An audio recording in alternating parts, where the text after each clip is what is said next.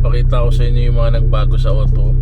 Kasi yung last video ko hindi ko na nasundan kasi nga naging busy. Pangalawa is papakita ko na rin yung mga nagbago dito, yung mga in-upgrade ko, mga pinalitan ko. So medyo madumi lang talaga yung kotse kasi hindi pa ako nakapag-car wash. So yun, tingnan nyo muna. So dito guys sa interior wala pa naman, pero ito ang nagbago guys. Makita nyo yan, personal steering wheel tsaka horn button. Nakuha ko to sa tropa. 3.5 ata bili ko dito, 4.5 mga ganun. Second hand naman siya pero hindi pa siya napapa-reupholstery. Hindi pa siya napapalitan ng ano. Pero okay pa naman siya. Binilang ko na lang siya ng grip dito. Bili ko siya kay Brandon Lazo, yan, taga Vista Verde. Solid yan guys sa mga mahilig sa Honda. Mga pyesa nyo sa Honda mags, yan, lapit kayo dun, message nyo siya. Okay siya dun. And ayun, sorry guys, may mga kalat pa ako.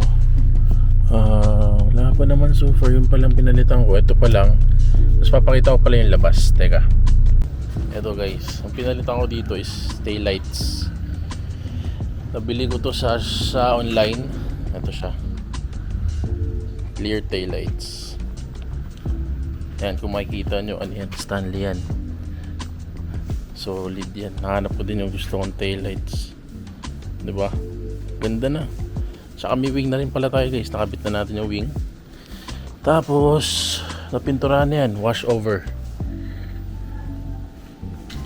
Magsa lang papalitan ko sunod. Pero hinihintay ko pa kung kailan ako makakachempa ng magandang mugs. Sabing init. So yun nga guys, nakita nyo naman, bumili na ako ng taillights, bumili na ako ng steering wheel na legit. Tapos napapinturahan ko na siya. Hindi ko alam kung anong suot ko dito kasi naisip ko dito is papalitan ko ito, lagyan ko siya ng CarPlay para kahit pa paano is may tina-touchscreen tayo, tapos naka-CarPlay na, madaling mag-Waze. Yan din. Gusto rin palitan yan yung may Lancer dito sa gilid, kaya yung pang Evo. Pero tingnan natin kung may mahanap pa tayong sariwa.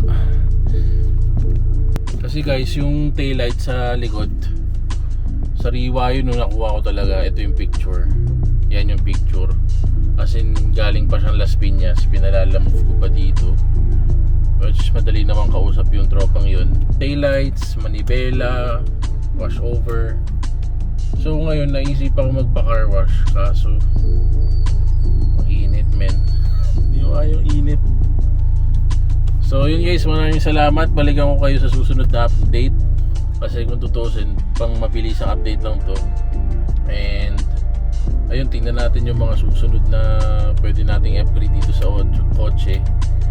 Kung magka-CarPlay pa tayo soon, papalit pa tayo ng mugs, naisipan ko din pala sa tint, mag-blue tint ako. Pero syempre mainit kasi sa atin kaya kailangan talaga nakatint na black.